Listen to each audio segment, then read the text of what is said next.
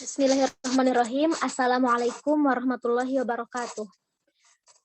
Yang kami hormati Ibu Dr. Purwati Kuswalini Suprapto, Magister Sains, beserta Bapak Diki Muhammad Haidir, Magister Pendidikan, dan juga rekan-rekan yang kami cintai. Alhamdulillah pada kesempatan kali ini kami perwakilan dari kelompok 2 akan mempresentasikan mengenai organisme dan lingkungannya. Dan sebelum itu, di sini kami akan memperkenalkan anggota dari kelompok kami. Adapun anggota dari kelompok kami yaitu yang pertama ada Ahmad Fauzan Nuroni, yang kedua ada Novita Nurfitriyandini, yang ketiga ada Senda Nur Khotifah, yang keempat ada Sopi Gusmawati, dan yang kelima ada Yai Nurbaiti. Adapun bahasan materi yang akan kami bahas meliputi adaptasi dan seleksi alam, adaptasi tanaman dengan lingkungannya, adaptasi hewan dengan lingkungannya. Lalu kita akan memasuki pembahasan yang pertama, yang akan disampaikan oleh Saudari Sopi Gusmawati. Kepadanya kami persilahkan. Baik, terima kasih kepada moderator atas kesempatan yang diberikan kepada saya. Untuk materi yang pertama yaitu adaptasi dan seleksi alam.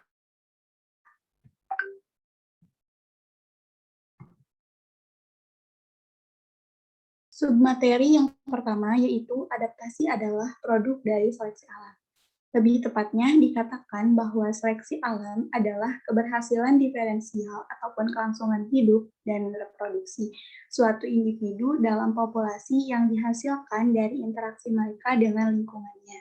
Sebagaimana yang diuraikan oleh Darwin bahwa seleksi alam merupakan produk dari dua kondisi. Yang pertama, variasi terjadi di antara individu-individu dalam suatu populasi dalam beberapa karakter yang dapat diwariskan. Yang kedua, variasi ini menghasilkan perbedaan-perbedaan di antara individu dalam kelangsungan hidup dan reproduksi mereka sebagai hasil interaksi mereka dengan lingkungannya. Kemudian, Darwin juga menuliskan bahwa di antara individu-individu yang bereproduksi, beberapa akan meninggalkan lebih banyak keturunan daripada yang lain. Individu-individu ini dianggap lebih fit daripada yang lain karena mereka memberikan kontribusi paling besar untuk generasi berikutnya.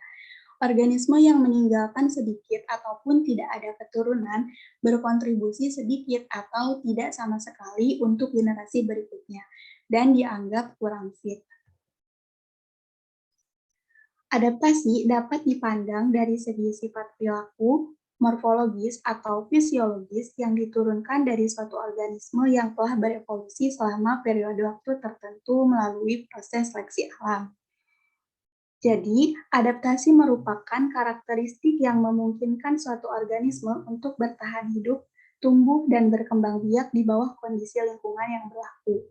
Adaptasi juga mengatur interaksi antar organisme, baik dari spesies yang sama maupun dari spesies yang berbeda. Bagaimanapun juga, adaptasi itu menuntut suatu organisme agar dapat bertahan terhadap keadaan lingkungan. Submateri yang kedua adalah gen adalah unit perwarisan sifat. Menurut definisi, adaptasi adalah sifat-sifat yang diwariskan dari orang tua ke keturunannya. Jadi, untuk memahami evolusi adaptasi, pertama-tama kita itu harus memahami dasar pewarisan, yaitu bagaimana karakteristik diturunkan dari suatu individu ke keturunannya dan kekuatan apa yang menyebabkan perubahan karakteristik yang sama sepanjang waktu dari generasi ke generasi. Kemudian, akar dari semua persamaan dan perbedaan di antara organisme yaitu informasi yang terkandung dalam molekul DNA. Sebagaimana yang kita tahu bahwa DNA itu diatur dalam subunit-subunit terpisah dalam suatu gen yang membentuk unit informasi melalui molekul DNA. Sebuah gen merupakan rangkaian pengkodean DNA untuk produk fungsional yang produknya itu biasanya dalam bentuk mRNA dan hasil akhirnya adalah sintesis protein. Kemudian, bentuk alternatif dari suatu gen disebut sebagai alel. Pasangan alel yang ada pada lokus tertentu akan menentukan suatu genotip. Jika kedua alel pada lokus yang sama, individu disebut homozigot. Jika alelnya berbeda, maka individu tersebut heterozigot. DNA yang ditampilkan dalam sintesis protein disebut sebagai ekspresi gen. Kemudian, semua DNA dalam sel secara kolektif disebut sebagai genom. Kemudian, gen disusun dalam urutan linier di sepanjang tubuh seperti benang yang disebut sebagai kromosom. Yang terakhir, posisi yang ditempati oleh gen pada kromosom disebut sebagai lokus. Submateri yang selanjutnya adalah fenotip adalah ekspresi fisik dari genotip. Penampilan luar suatu organisme untuk karakteristik tertentu merupakan suatu fenotip. Jadi, fenotip merupakan ekspresi genotip eksternal yang dapat kita amati.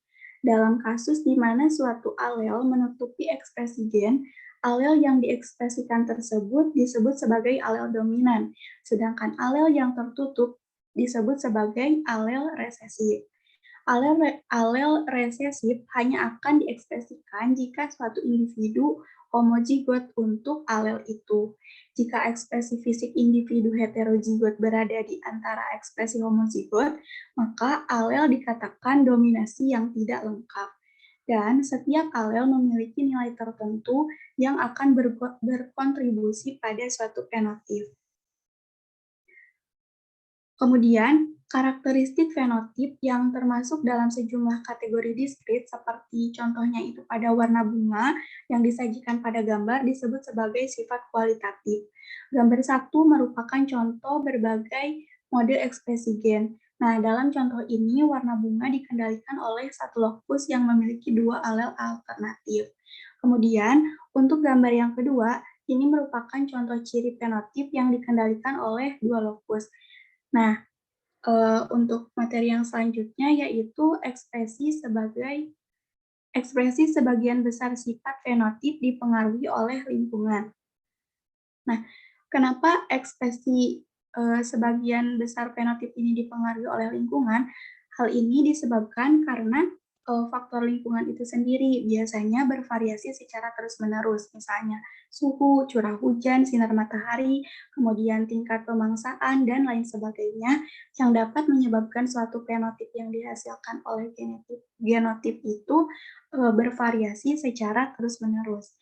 Kemudian, kemampuan suatu genotip untuk memunculkan ekspresi fenotip yang berada dalam kondisi lingkungan disebut sebagai plastisitas fenotip.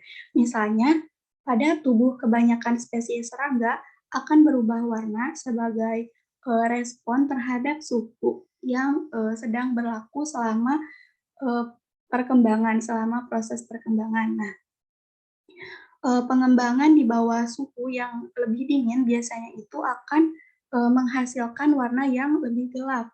Nah, warna gelap yang ini kemungkinan besar itu akan memfasilitasi peningkatan dari penyerapan radiasi matahari dan kemungkinan mereka itu untuk dapat mengkompensasi suhu yang lebih rendah. Kemudian, untuk plastisitas fenotipik juga terjadi pada tanaman. Nah, ukuran tanaman, rasio jaringan reproduksi dengan jaringan vegetatif, bahkan bentuk daun juga bisa sangat bervariasi pada tingkat nutrisi, cahaya, kelembaban, dan suhu yang berbeda. Pada gambar merupakan contoh plastisitas fenotip pada spesies tanaman dalam genotip yang sama. Nah, penelitian ini diteliti selama 8 minggu pada 2 tingkat cahaya. Yang pertama ada cahaya rendah dan yang kedua adalah cahaya tinggi. Hasilnya itu akan menunjukkan bahwa di bawah kondisi cahaya yang rendah akan menghasilkan lebih sedikit biomasa atau laju pertumbuhannya itu akan lebih lambat. Kemudian, dalam kondisi yang bersifat reversibel, misalnya itu pada ikan yang memiliki batas toleransi atas dan bawah terhadap suhu. Nah, ikan pari ini tidak dapat bertahan hidup pada suhu di atas dan di bawah batas suhu yang telah ditentukan ya, seperti terlihat pada gambar. Namun, batas atas dan batas bawah ini dapat berubah secara musiman karena suhu air itu dapat hangat dan dingin.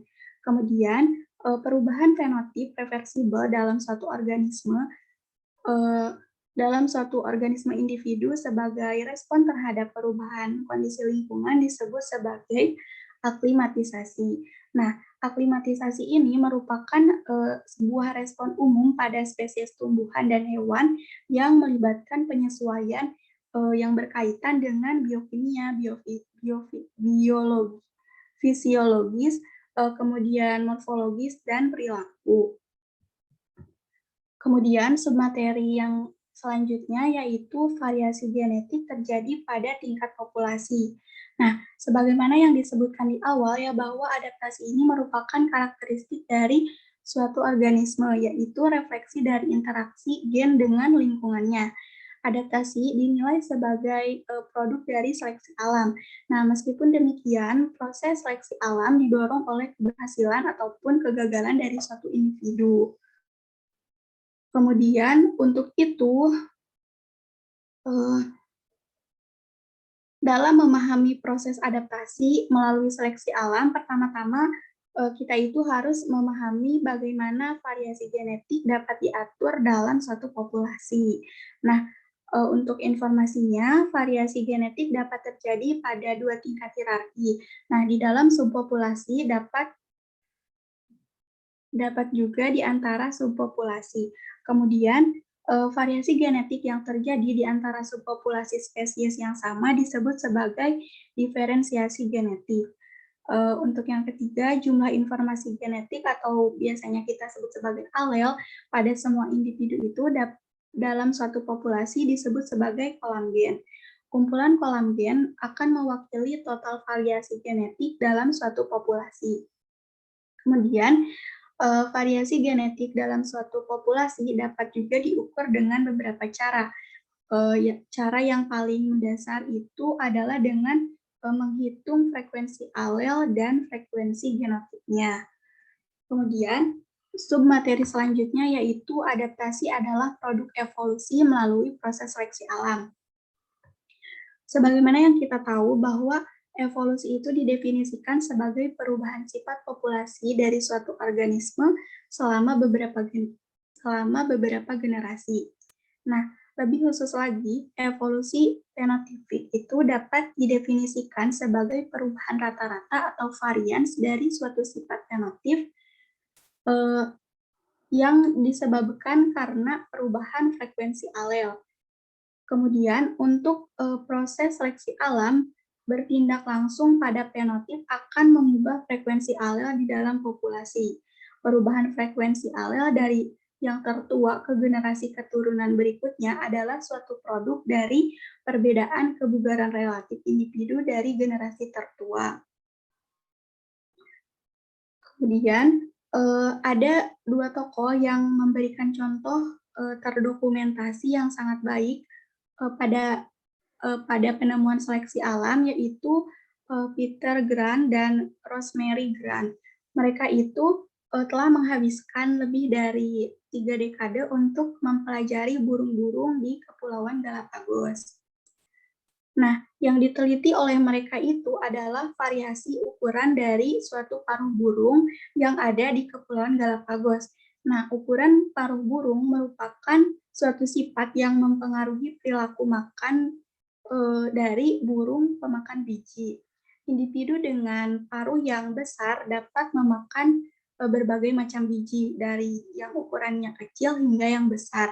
Sedangkan untuk individu yang memiliki paruhnya kecil itu hanya bisa memakan biji yang kecil saja. Akan tetapi pada tahun-tahun berikutnya perubahan iklim itu telah mengubah pola cuaca di Kepulauan Galapagos itu tersendiri sehingga menyebabkan sumber dayanya itu mengalami penurunan terlebih lagi pada biji yang ukurannya kecil sehingga burung yang hanya bisa memakan biji yang ukurannya kecil itu akan mengalami kesulitan dalam mencari makan.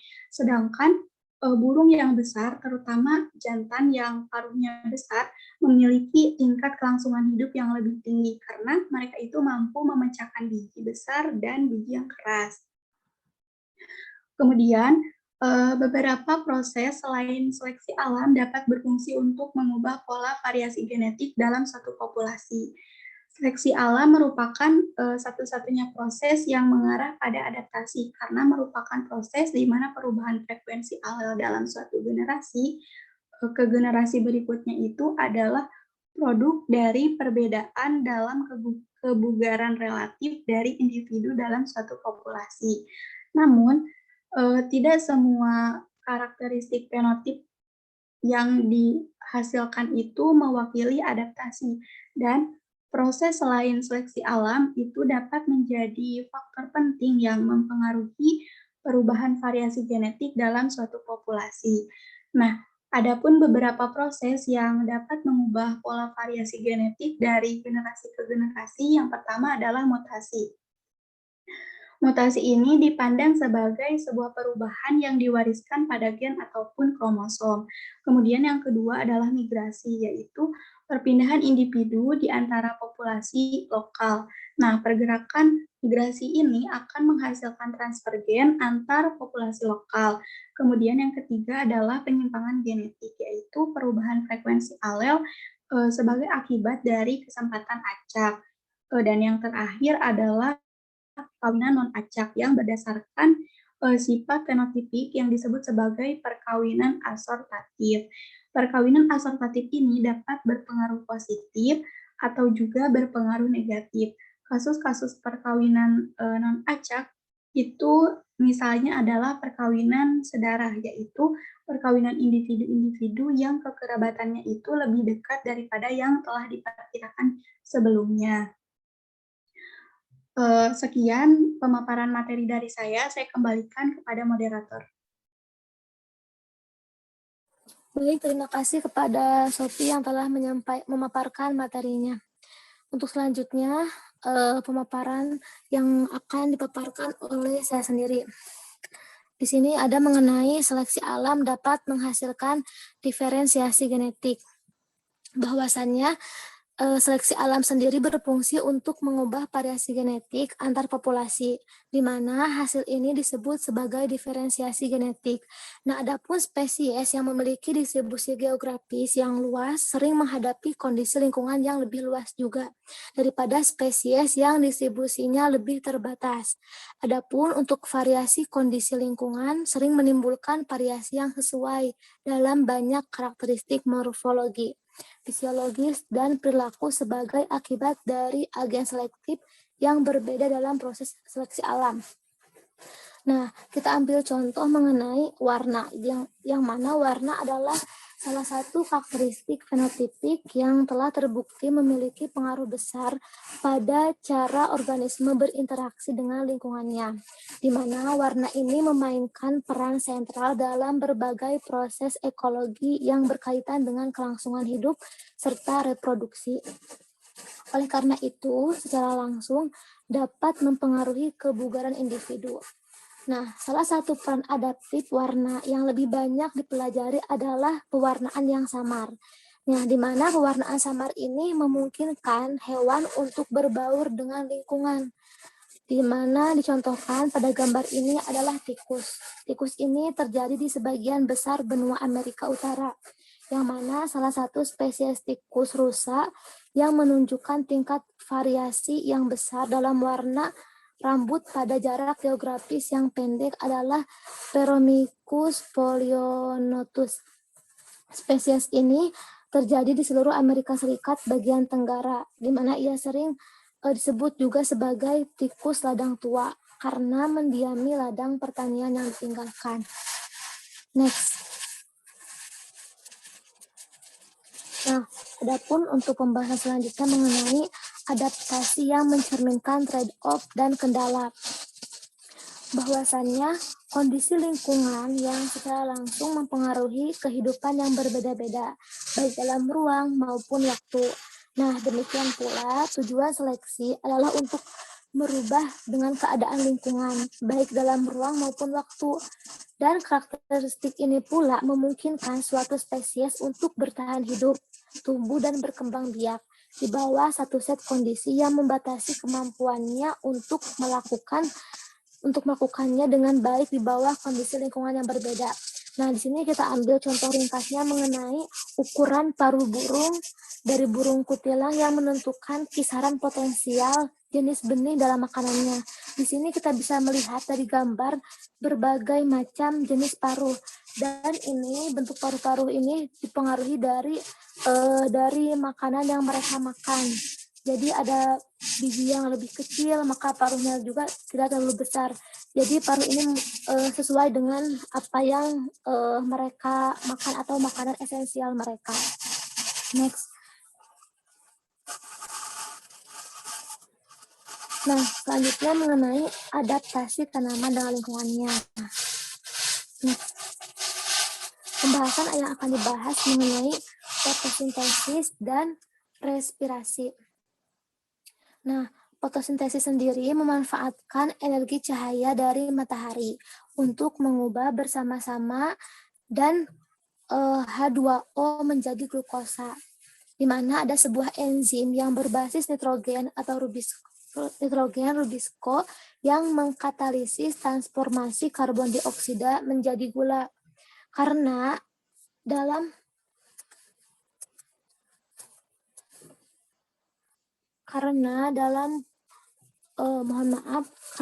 proses ini telah menghasilkan senyawa 3 karbon, di mana pada jalur fotosintesis ini disebut dengan C3 fotosintesis. Nah, adapun untuk respirasi selnya adalah melepaskan energi dari karbohidrat untuk menghasilkan energi H2O dan karbon dioksida. Nah, energi yang dilepaskan berenergi tinggi. Respirasi terjadi pada makhluk hidup, sel-sel dari semua organisme. Proses ini menghasilkan sintesis adenosin trifosfat atau yang kita kenal sebagai ATP dari adenosin difosfat, yaitu ADP, dan NADPH yang bentuk reduksi dari nikotinamida adenin dinukleotida fosfat atau NADP dari NADP+. Next.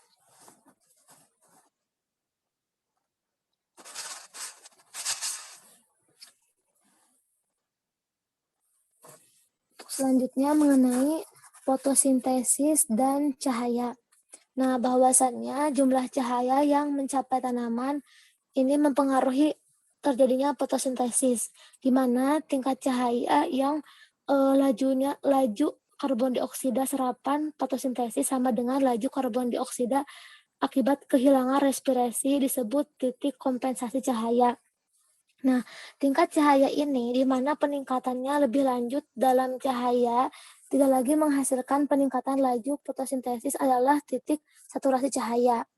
Adapun di beberapa tanaman yang beradaptasi dengan lingkungan yang sangat teduh, laju fotosintesis menurun karena tingkat cahaya melebihi saturasi.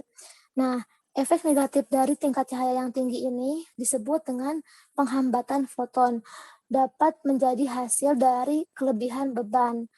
Oleh karena itu, proses yang terlibat dalam reaksi yang bergantung pada cahaya. Next.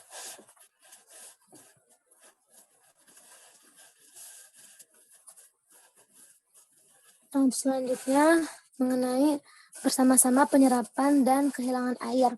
Nah, di sini fotosintesis melibatkan dua proses fisik utama, yaitu difusi dan transpirasi. Nah, pada saat difusi ini, di mana dari atmosfer ke daun terjadi melalui pori-pori daun atau stomata. Saat fotosintesis melambat pada siang hari dan permintaan karbon dioksida mengecil, maka stomata akan menutup untuk mengurangi kehilangan air ke atmosfer. Nah, kehilangan air ini melalui daun disebut transpirasi. Jumlah air yang hilang tergantung pada kelembaban.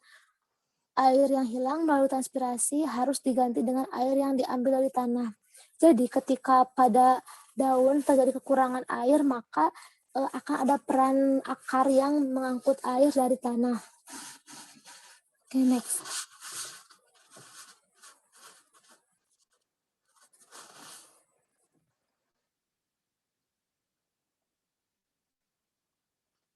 Selanjutnya mengenai gerakan air.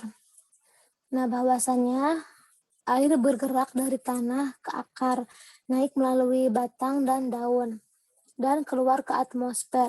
Perbedaan potensial air di sepanjang gradien air ini menggerakkan air di sepanjang rute. Tumbuhan mengambil air dari tanah, di mana potensi airnya paling tinggi, dan melepaskannya ke atmosfer di tempat yang paling rendah. Air bergerak keluar dari daun melalui stomata dan transpirasi, dan ini mengurangi potensi air di akar, sehingga lebih banyak air yang bergerak dari tanah melalui tanaman. Proses ini berlanjut selama air tersedia di dalam tanah.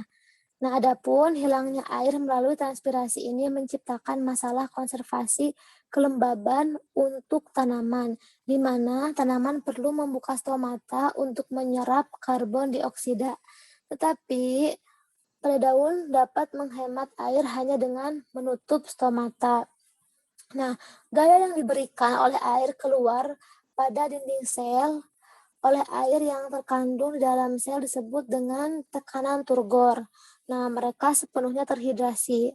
Jadi ketika kadar air dalam sel menurun, maka tekanan turgor akan turun.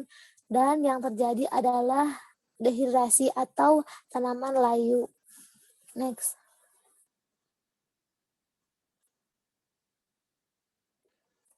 Selanjutnya mengenai tanaman air. Bahwasannya perbedaan utama antara tanaman air dan terestrial dalam karbon dioksida adalah serapan dan asimilasi, di mana terdapat pada kurangnya stomata yang terendam. Dan tanaman air pada tumbuhan air terjadi difusi langsung, di mana karbon dioksida langsung diserap dari perairan yang berdekatan dengan daun yang melintasi membran sel. Mungkin dari saya cukup sekian. Baik, selanjutnya untuk pemaparan berikutnya akan disampaikan oleh Saudari Novita Nurfitriandini. Kepadanya kami persilahkan.